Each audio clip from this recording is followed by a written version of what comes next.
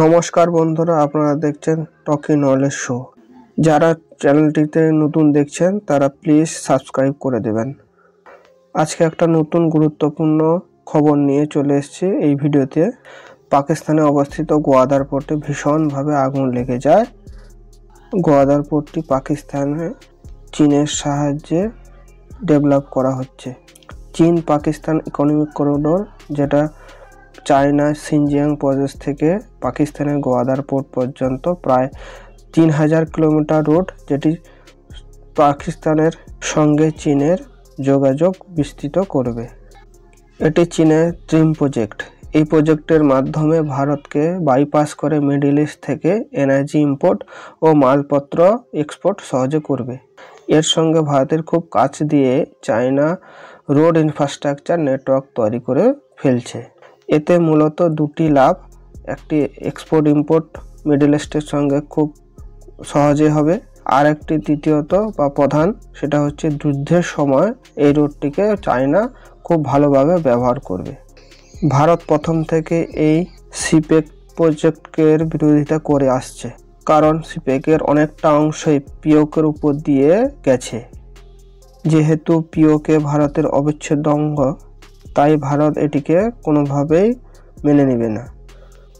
20 তারিখ বালোচ বিদ্রোহীরা গোয়াদার পোর্টে 8 জন অ্যাটাক করে কমপ্লেক্সে আগুন ধরিয়ে দেয় এবং পাক আর্মির সঙ্গে লড়াই হয়। পাক আর্মিও ক্ষতিগ্রস্ত হয়। পাকিস্তান মিডিয়া বিষয়টিকে চেপে দেওয়ার চেষ্টা করে। তারা বলে আর্মির তেমন কোনো ক্ষতি হয়নি, কিন্তু লোকাল সোর্স থেকে জানা গেছে 8 থেকে 9 জন পাক আর্মি মারা গেছে। দিনের পর দিন পাকিস্তান উত্তপ্ত হয়ে উঠেছে। এই চায়না পাকিস্তান ইকোনমিক করিডোর বিফলতার দিকে এগোচ্ছে। এই ইকোনমিক করিডোরে প্রায় $40 বিলিয়ন খরচ হয়ে গেছে। আরও $30 বিলিয়ন লাগতে পারে অনুমান করা যাচ্ছে। পাকিস্তানের ইনভেস্টররা মনে করছে পাকিস্তান এমনিতেই দেউলিয়া, যদি আরও ইনভেস্ট করা হয় তাহলে হয়তো পুরোটাই জলে ডুবে যাবে। সেই জন্য তারা মনে করছে এর থেকে ভালো হবে চায়না পাকিস্তান ইকোনমিক করিডোর বন্ধ করে দিলেই তাদের পক্ষে মঙ্গল।